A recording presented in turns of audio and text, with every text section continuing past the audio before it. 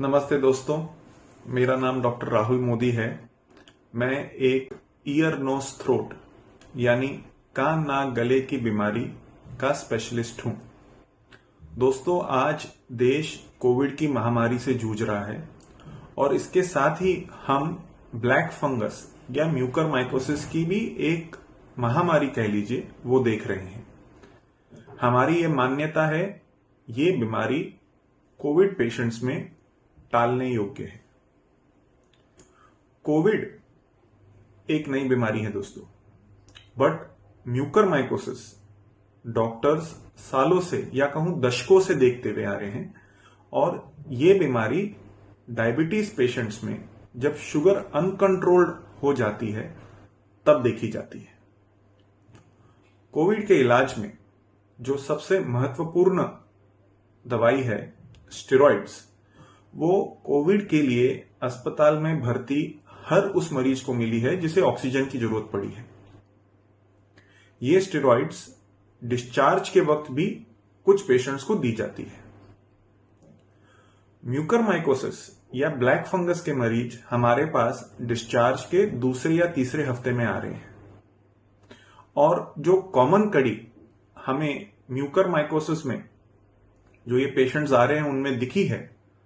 वो ये है कि एक, इन सब मरीजों को स्टेरॉइड्स और साथ ही में टॉसिलिजुमैब और स्ट्रॉन्ग दवाइयां मिली हैं, और दूसरा, ऑन एडमिशन इनकी शुगर लेवल्स बड़ी हाई रही हैं, 350, 400, 450। तो हमें यह समझना जरूरी है कि जो म्यूकर हम आज देख रहे हैं, जो ब्लैक फंगस हम आज देख रहे हैं और जो हम दशकों से देखते हुए आ रहे हैं, वो दोनों के कारण एक समान है कि शुगर बढ़ने से, शुगर अनकंट्रोल्ड होने से ये फंगस जो सामान्य तौर पर नॉर्मल इंडिविजुअल्स में भी रहता है, स्टडीज में देखा गया है कि 90% लोगों में ये फंगस या ऐसे फंगस वास करते हैं जो शुगर बढ़ने पर हावी हो जाते हैं।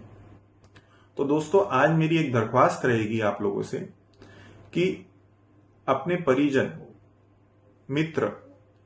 जब भी अस्पताल से डिस्चार्ज लेकर आते हैं तो तापमान, टेम्परेचर और ऑक्सीजन लेवल के साथ साथ पहले 30 दिन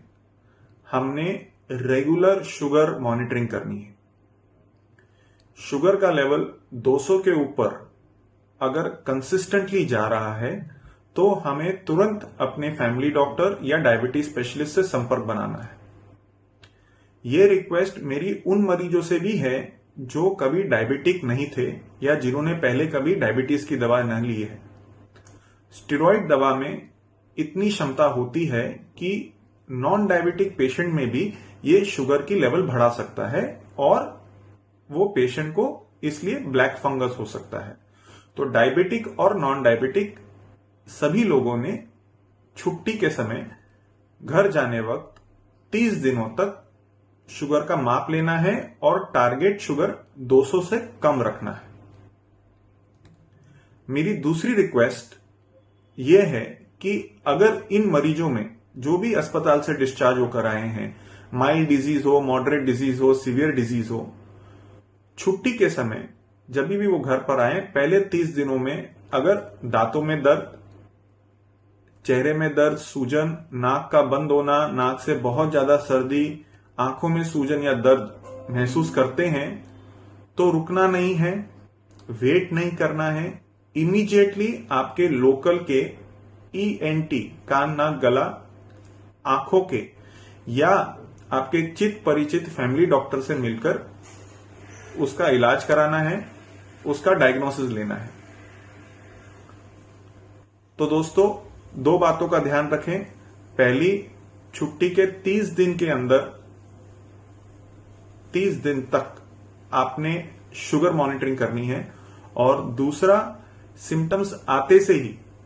अगर सिम्टम्स आते हैं, this is a preventable disease दोस्तों,